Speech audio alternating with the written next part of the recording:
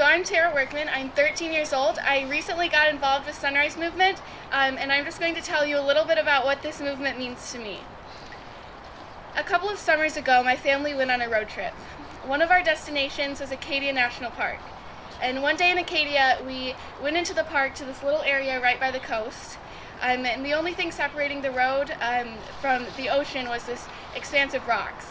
And we were there for a guided geology walk. So we walked with our guide, and he was explaining the history of Acadia's geology, and he got to a point where he was talking about the future of Acadia, and he said something along the lines of, due to rising sea levels, this road right here will soon be completely underwater. And I remember thinking, I wonder if my children or my children's children could ever come here and stand here on these rocks I'm standing on now. Here in West Michigan, the effects of climate change are a lot less obvious than in other parts of the country. For most of us, when we think about who is affected by climate change, our first response is not us. Maybe people far away, or children or grandchildren, but not ourselves. Every day, though, the ways that climate change is affecting each of us individually are becoming more and more clear. Climate change is threatening the places we love, like our national parks, the families we love, like my family in California, where wildfires come closer and closer with each passing day, and most of all, our futures. I've always had big plans for my future. I want to travel the world, I want to be an author or a teacher, an activist, and when I hear the statistics that say we only have 11 years until the effects of climate change become irreversible, I'll only be 24 in 11 years. And with each year that passes after that, the future that I have planned out becomes less and less likely to come true. My generation is the one that is supposed to put a civilization on Mars. How are we going to do that when we can't even take care of our own planet?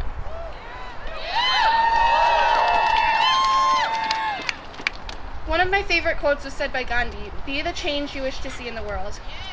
This has always been a value I hold close to my heart, and I know I'm not the only one. I know you all hold this because I see it in you who are here today, and I know our politicians hold this too, though it's sometimes hard to see in them as they deny the Green New Deal and deny our futures again and again. I hope they will find this desire to be the change within them. Again, we ask them, will you continue to stand by as our generation loses their lives and their futures, or will you choose to fight for the livable futures that we all deserve?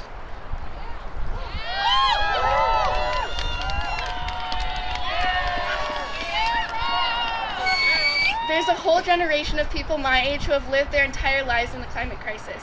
We can't vote now, but when it is our turn at the voting booths, we won't show any mercy. If our politicians won't fight for us, we won't fight for them. And if that scares them, well, it should.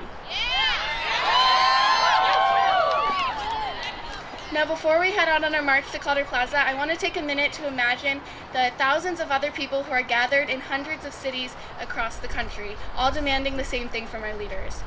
We are here with anger, yes, with urgency, yes, but also with hope, because we've all seen the power of this movement. I remember a time last year watching a documentary in my science class when I first realized the gravity of the danger we're in. I remember this hopelessness that settled over me as I realized the truth of the matter, that the climate crisis is an existential threat, and unless we take action quickly, all of our futures are at risk. I decided right then and there that I was going to do something about climate change, but I'm sure, as most of you know, that's a lot easier said than done. A year or so passed and I still had no clue what I could do. I'm sure most of you have felt this overwhelming feeling of facing something so enormous that nothing we do could ever make a dent. I started working with Sunrise Movement about a month ago, and my whole perspective on this shifted. All of a sudden, I didn't have to make a difference on my own because I was surrounded by young people who are already doing so much good. In them, I saw the activists that I wanted to be, and it was so much more powerful than the stories of individual people changing the world, because these were normal people, like me, who are working together and making a huge difference.